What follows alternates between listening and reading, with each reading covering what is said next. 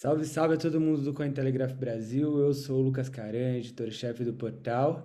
E hoje estou recebendo aqui nessa entrevista o Matheus Cavalcante, que é head de criptomoedas da empresa de educação financeira Atom. Salve, Matheus, como é que tá? Tudo certo?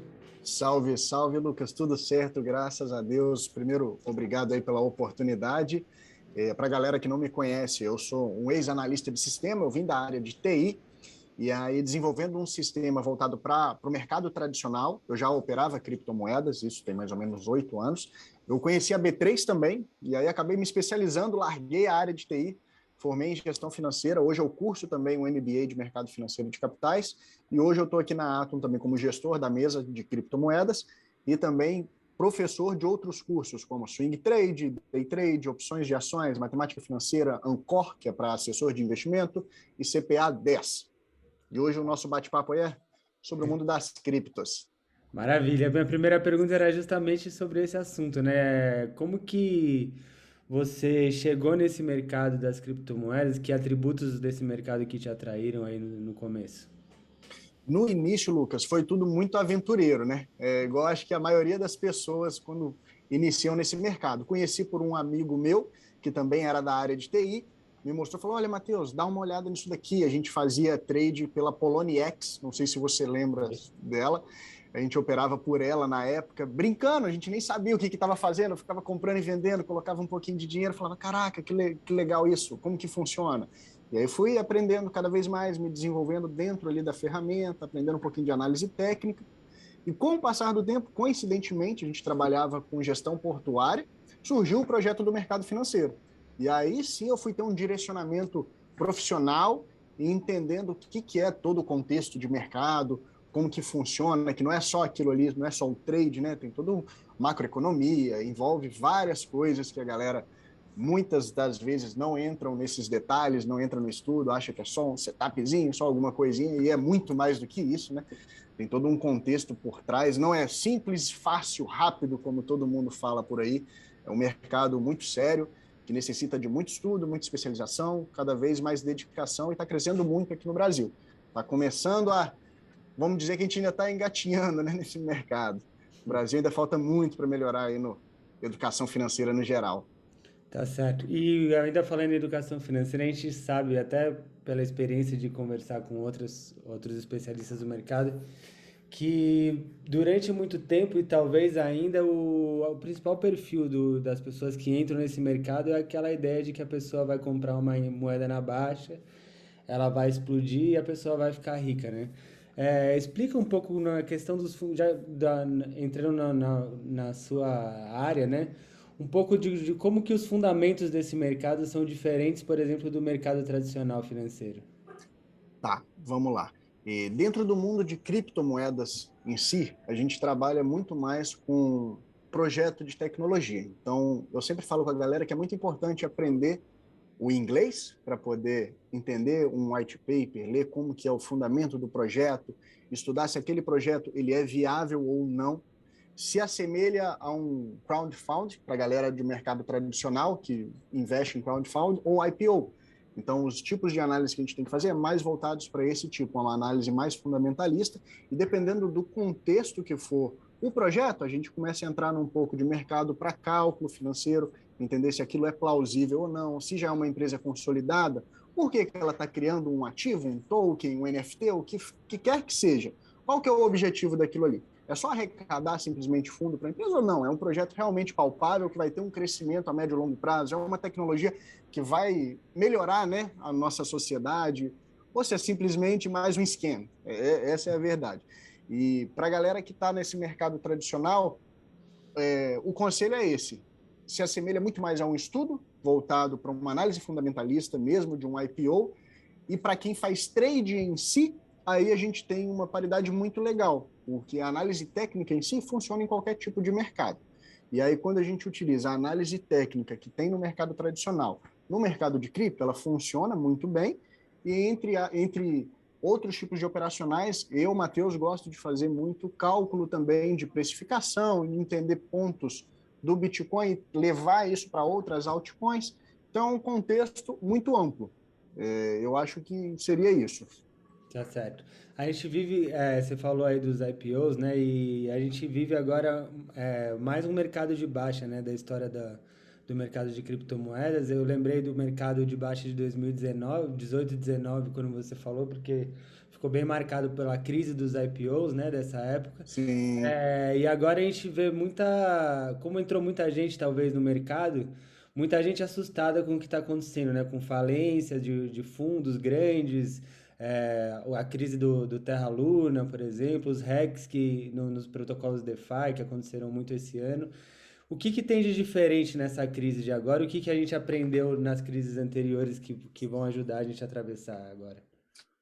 Então, Lucas, vamos levar isso para o público mais leigo. Tem uma frase que eu gosto de falar muito, que é mercado de alta nunca fez bom trader. Da mesma forma que teve muita gente que entrou na baixa do Covid no mercado tradicional e surfou uma onda legal na recuperação de muitas ações, isso acontece também dentro do mercado de criptomoedas. Então, a gente sempre vai ter um ciclo de mercado de alta e um ciclo de mercado de baixa. Dessa vez, a gente está vendo aí uma queda um pouco mais acentuada, saindo de alguns padrões que aconteceram anteriormente, né?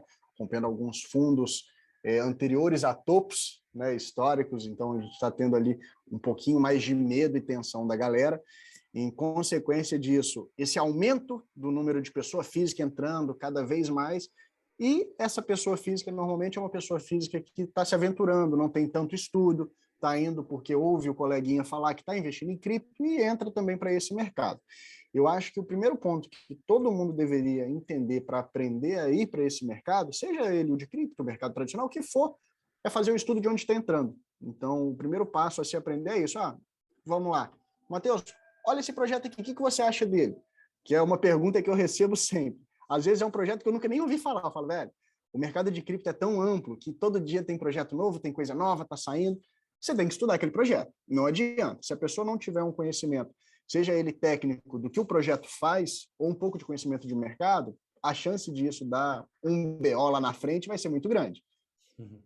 Tá certo. E você falou também sobre o mercado brasileiro antes. A gente teve umas Uhum. notícias agora recentes que até de empresas grandes de tecnologia, né? Nubank, o PicPay, também entrando nesse mercado e oferecendo exposição para os clientes dessas duas fintechs, né? Você falou que o mercado brasileiro precisa aprender muito. E o que que a gente ainda precisa aprender e como que você vê essa expansão de empresas que apareceram no mercado financeiro e agora estão chegando para o mercado de criptomoedas? Lucas, eu acho sensacional, cara. Por quê? Primeiro porque a gente começa a ter uma divulgação a mais do mercado financeiro no geral, então eu acho isso muito necessário para o público brasileiro.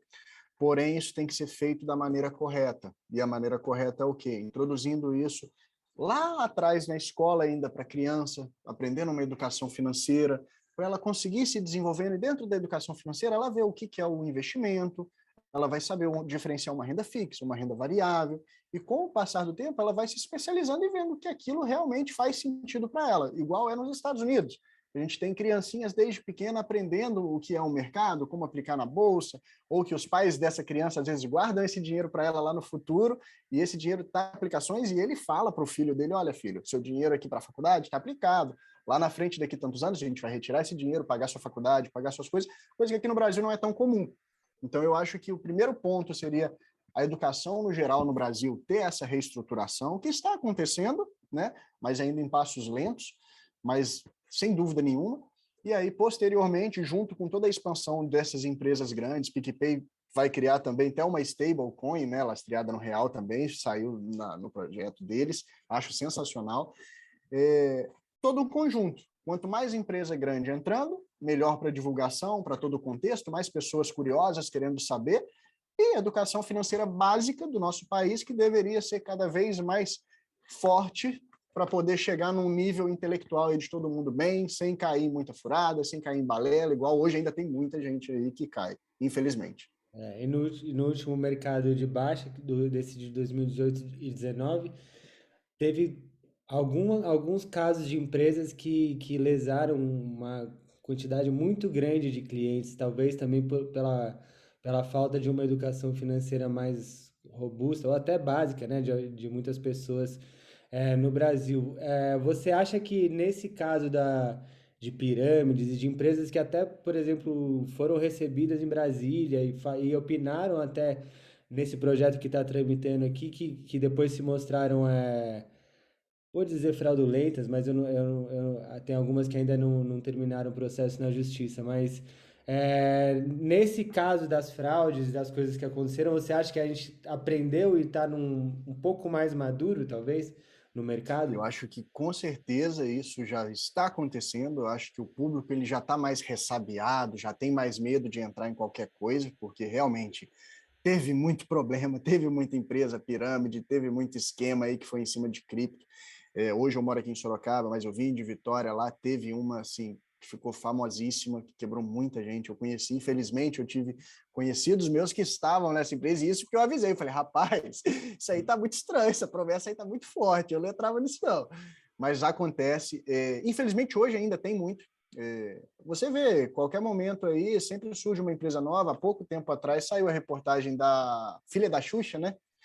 Que É. caiu também com um namorado, coitada, num esquema também. Então, assim, pessoas com nível intelectual alto, que têm conhecimento, mas que às vezes não têm o conhecimento direcionado do mercado financeiro em si e não sabem ter essa interpretação do que é uma empresa séria e do que é um projeto que pode ser uma furada. Então, esse tipo de coisa ainda acontece muito, mesmo nos dias de hoje. E a gente sempre fala, ouvindo os críticos do mercado de criptomoedas, principalmente, eles falam sobre a falta de regulação do mercado e de como algumas empresas usam essa zona cinzenta regulatória para atuar e às vezes até aplicar golpes ou fraudes, etc. Mas aqui no Brasil a gente está discutindo no momento, né, a regulamentação das criptomoedas. Não sei se você tem familiaridade com o projeto.